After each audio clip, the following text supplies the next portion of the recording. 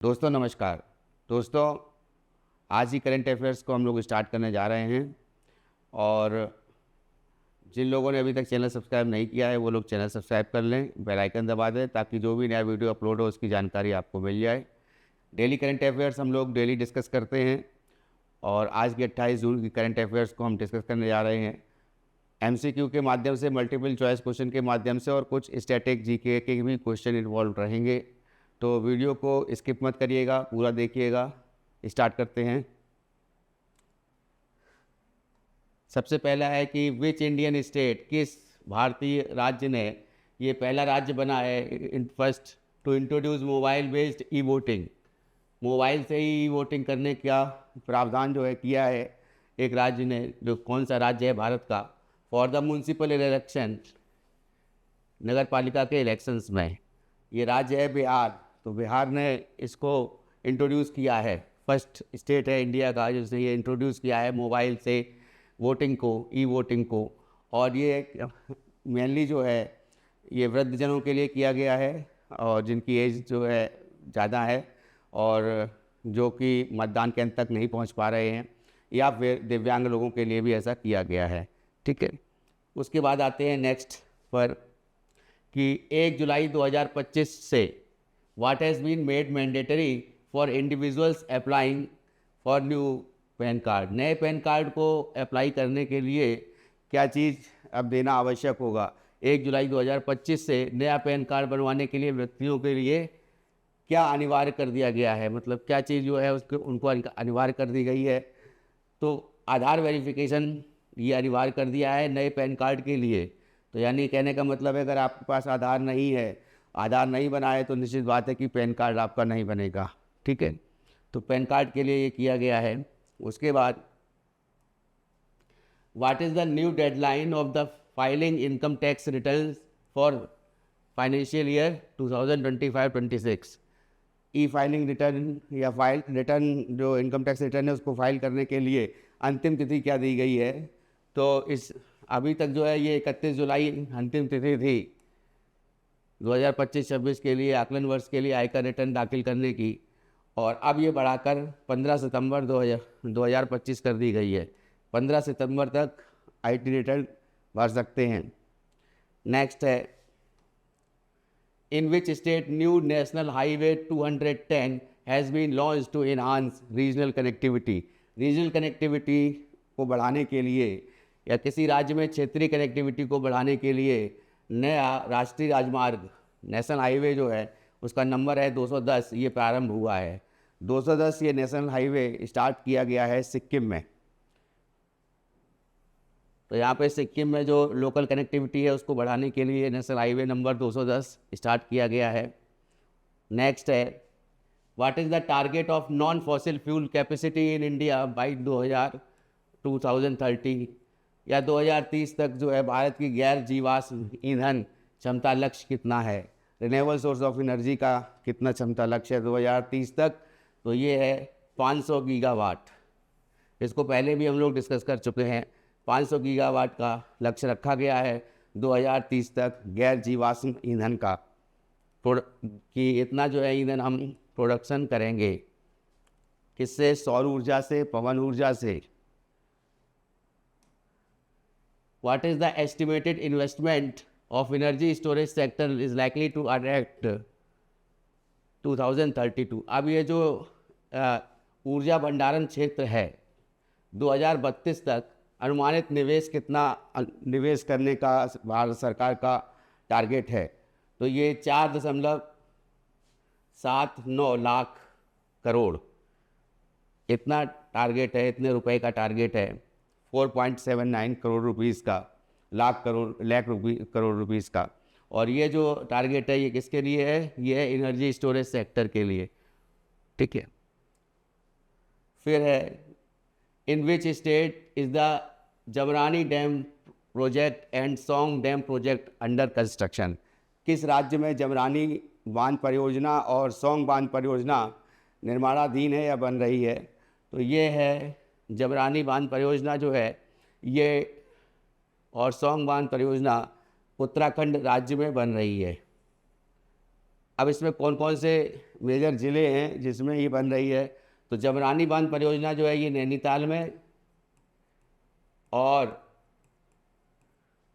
सौंग बांध परियोजना ये देहरादून डिस्ट्रिक्ट में बन रही है। इससे वहाँ के लोगों के लिए जो सबसे बड़ी जो समस्या है, जैसे पेयजल की समस्या है, तो वो उससे निवारण होगा उसका, और साथ साथ में जो भी सिंचाई की व्यवस्था है या फिर जो पनबिजली परियोजनाएं हैं उनके लिए इसमें इन बांध परियोजनाओं से लाभ मिलेगा। फिर है which city has been selected as the venue for the 2029 world police and fire games. World police and fire games के लिए जो अब world police and fire games जो है ये 2029 में भारत में होने जा रहे हैं। और भारत में कहाँ पर होंगे ये, तो ये होंगे अहमदाबाद में। खास बात क्या है, इसमें कौन कौन भाग लेंगे, एक तो पुलिस भाग लेगी, दूसरा जो है पुलिस के साथ साथ फायर पुलिस भाग लेगी, और फायर पुलिस के साथ साथ जितने भी एनडीआरएफ है, जैसे बचाव दल है, जो आपदा नियंत्रण बचाव दल ऐसे है, तो एनडीआरएफ भी इसमें भाग लेगी। कोई भी इसमें पैरामिलिट्री या मिलिट्री फोर्सेस भाग नहीं लेंगे। ये 2029 में जो होगा ये फायर पुलिस गेम्स और ये world police and fire games Ahmedabad में ये संपन्न होंगे। Why did India refuses to sign joint document at the SCO defence ministers meeting? Bharat ने SCO रक्षा मंत्रियों की बैठक में संयुक्त दस्तावेज पर हस्ताक्षर करने से इनकार कर दिया है। क्यों इनकार कर दिया है, क्या कारण है? तो SCO की मीटिंग कहाँ हो रही है? किंगदाओ में हो रही है, चाइना में। 25वीं ये मीटिंग है। 2001 में SCO का फॉर्मेशन हुआ था, शंघाई कोऑपरेशन ऑर्गेनाइजेशन का, और 2017 में भारत इसका मेंबर बना था। शुरुआत में इसमें जब ये SCO की फॉर्मेशन हुआ था 2001 में, तो उस समय जो है इकोनॉमिक पर्सपेक्टिव को लेकर के, या फिर कह सकते हैं कि और भी पर्सपेक्टिव थे, संस्कृति को लेकर के, कल्चरल को लेकर के एक दूसरे से आदान प्रदान करना इसको रखा गया था। लेकिन सबसे इम्पोर्टेंट जो SCO का फॉर्मेशन हुआ था, वो फॉर्मेशन हुआ था कि जो टेररिज्म है, किस तरह से आतंकवाद को जो है पूरी तरह से ख़त्म करने के लिए SCO का फॉर्मेशन हुआ था। तो उसी को लेकर के कि it did not mention terrorism, इसमें जो है SCO के जो रक्षा मंत्रियों की जो बैठक हुई है, इसमें राजनाथ सिंह जी गए हुए हैं, और ये 25 से लेकर 27 जून तक जो है, कल तक ये मीटिंग हुई थी, और इसमें आतंकवाद का उल्लेख नहीं था, जो बहुत बड़ी बात है कि आतंकवाद का उल्लेख नहीं। हालांकि भारत ने जो है रसिया के साथ भी मीटिंग की, वहाँ पर जो है SCO की जितने भी मेंबर्स हैं, कजाकिस्तान है, तजाकिस्तान है, उज़्बेकिस्तान है, और चाइना है, रशिया है, इंडिया भी मेंबर बना इसका 2017 में, पाकिस्तान भी इसका 2017 में मेंबर बना है। तो ये सभी कंट्रीज़ जो हैं, इन्होंने जो है आतंकवाद को लेकर के, इंडिया ने पहलगाम की जो घटना थी उसको जो है उजागर किया, और उसको लेकर के जो है अपनी रणनीति के बारे में बताया, और उसका सभी जो मेंबर्स कंट्रीज़ थे, खासकर रशिया और अन्य मेंबर कंट्रीज़ थे, उन्होंने भी इसका जो है भारत का समर्थन किया। परंतु जो SCO का जो टोटल जो दस्तावेज बना, उसमें आतंकवाद का उल्लेख नहीं था, उसमें टेररिज्म का उल्लेख नहीं था, कॉम्बैट कैसे रोका जाए टेररिज्म को। तो उसके लिए जो है ये जॉइंट डॉक्यूमेंट जो है उस पर इंडिया ने साइन नहीं किया है। ठीक है, नेक्स्ट आते हैं। Which company capped the leaking oil well in Assam? Assam में लीक हो रहे तेल कुएं को बंद करने वाली कंपनी का नाम क्या है? देखिए, इसमें बहुत ही इम्पोर्टेंट ये है कि आसाम में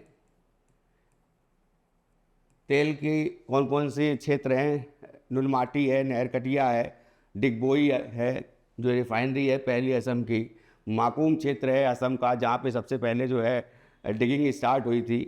तो तेल कुआं जो है माकूम में स्टार्ट हुआ था, फिर डिगबोई में रिफाइनरी बनी। तो असम में जो शिव सागर जगह है, शिव सागर जगह पर ONGC का प्लांट है। ONGC के प्लांट में ये तेल के कुएं में ये लीक हो गया था और इसको जो है ये पिछली 15 जून को ये लीक हुआ था और तब से ये इसको जो है बिना किसी हताहत के और सावधानी से इसको जो है बंद कर दिया गया है इस लीक को। तो ये लीक जो है ये ONGC कंपनी का जो है तेल कुआं था, ठीक है। उसके बाद आते हैं which country reported more than 10,000 cases. अभी हाल ही में किस कंट्री में जो है 10,000 से ज़्यादा केसेस जो हैं वो खसरा के, मीज़ल्स के इन्फेक्शन के मिले हैं। हाल ही में किस देश में खसरे के संक्रमण के 10,000 से अधिक मामले सामने आए हैं। खसरा बेसिकली क्या है, ये वायरस का डिजीज़ है, ठीक है। और इस वायरस में MMR का वैक्सीन जो होती है वो लगती है, मीज़ल्स, मम्प्स और रुबेला। तो रुबेला वायरस है, ये मैसेंजर RNA को लेकर के ये वायरस होता है और इसको लेकर के मंगोलिया में ये 10,000 केसेस है। छोटे बच्चों को होता है, 12 से 15 महीने के बच्चों को टीका जो है लगता है, वैक्सीन 12 से 15 महीने के बच्चे में जो पहली वैक्सीन की डोज मिलती है लगती है। दूसरी वैक्सीन की डोज 4 से 6 साल के बच्चों के लिए 6 साल के बच्चों के लिए ये को दी जाती है। तो ये जो है मीज़ल्स को लेकर के 10,000 केसेस आए हैं। हाल ही में 15 केसेस जो हैं पोलियो के भी देखे जा रहे हैं हाल ही में पाकिस्तान में।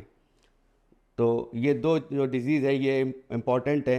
और तीसरा जो है कोविड जो है फिर से जो है कोविड से संबंधित जो बीमारी हो रही है, अभी हाल ही में कोविड से लोग ग्रसित हो रहे हैं और फिर से जो है इस बीमारी से ये फैल रही है। और अभी तक ये पेंडेमिक नहीं है और भारत में भी ये केसेस जो हैं अभी बढ़ रहे हैं, परंतु पेंडेमिक नहीं है। और किसी प्रकार से डॉक्टर्स का और जो भी इमिनेंट जो साइंटिस्ट हैं, डॉक्टर साइंटिस्ट हैं, उनका ये कहना है कि अभी तक इसको जो है इसको एक तरह से पेंडेमिक नहीं होगा ये।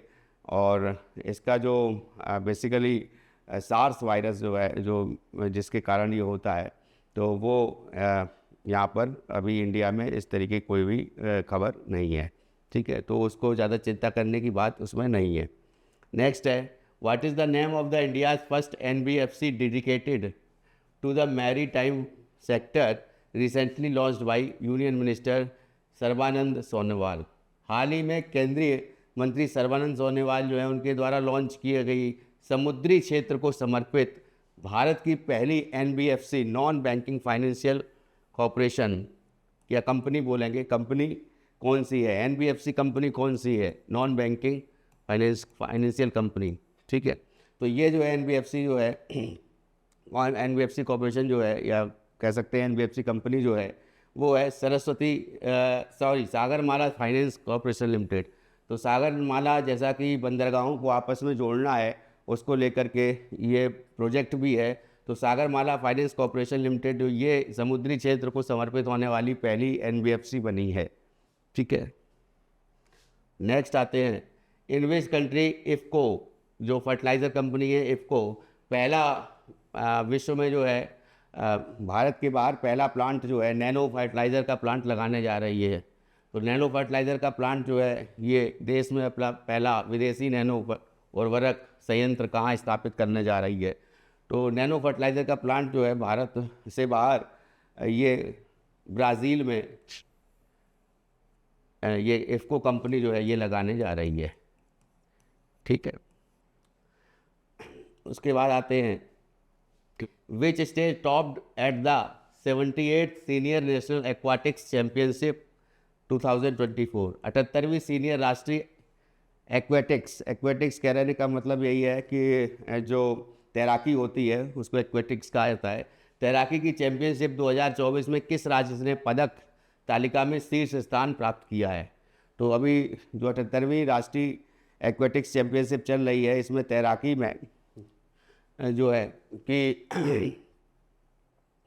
कर्नाटक ने इसमें अभी फर्स्ट पोजीशन पर है कर्नाटक, और 15 पदक लेकर के सबसे ऊपर स्थान पर है, जिसमें 6 जो है गोल्ड हैं और 3 सिल्वर हैं, या और जो है 6 जो हैं वो ब्रॉन्ज मेडल है। ये नंबर 1 पर है, नंबर 2 पर तमिलनाडु है और नंबर 3 पर रेलवे है। ठीक है।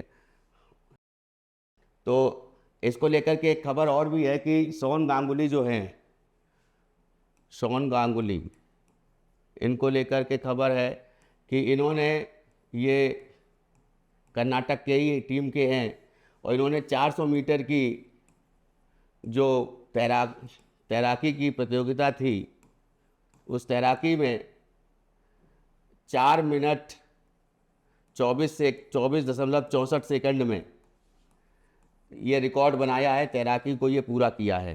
तो ये 400 मीटर की सोन गांगुली ने पूरा किया है। ये बहुत इंपॉर्टेंट न्यूज़ है, खिलाड़ी का नाम याद रखिएगा तैराकी में, ठीक है। तो कर्नाटका इसमें फर्स्ट पोजीशन पे है इस सीनियर राष्ट्रीय एक्वेटिक्स चैंपियनशिप में, जो 78वीं हो रही है 2024 वाली। तो इसमें जो है दूसरे नंबर पे तमिलनाडु है, तीसरे नंबर पे रेलवे है, ठीक है।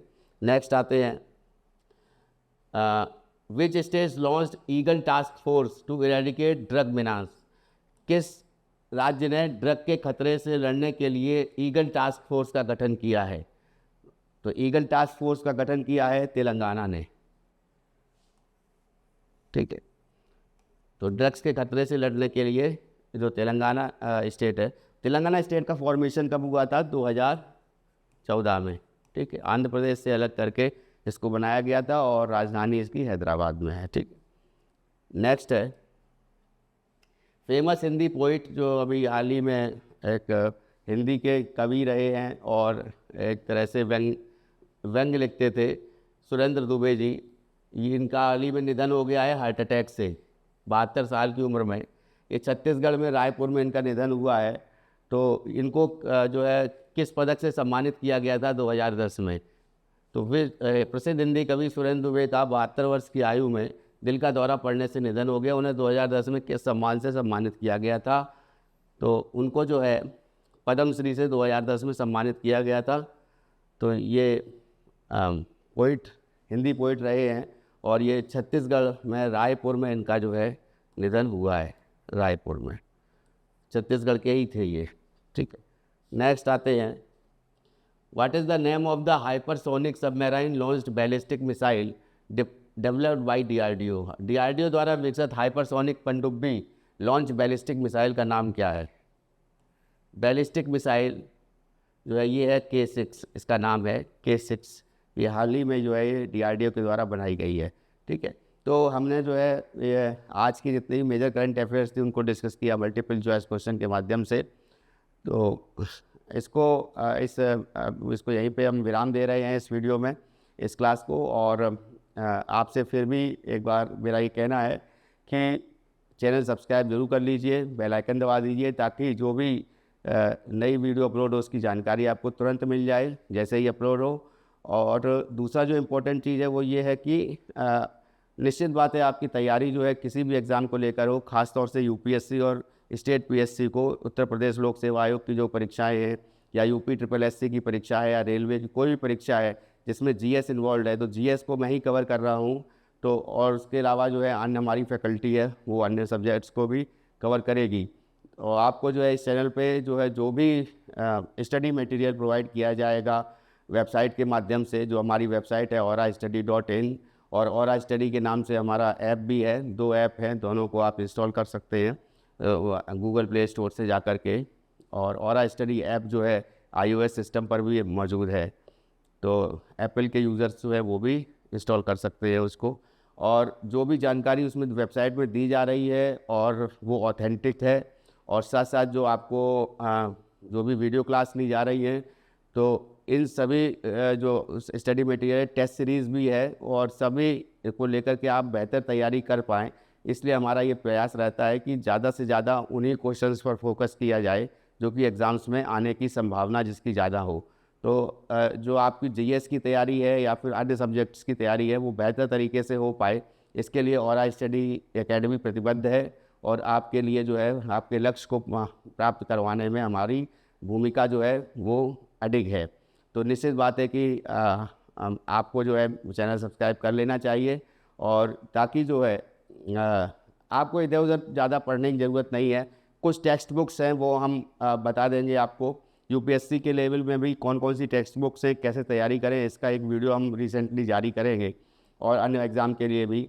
ताकि जो है आपकी तैयारी बेहतर तरीके से हो पाए और आपको जो है बेहतर सुविधा मिल पाए, मदद मिल पाए आपकी तैयारी में। तो इस वीडियो में इतना ही। बहुत बहुत धन्यवाद।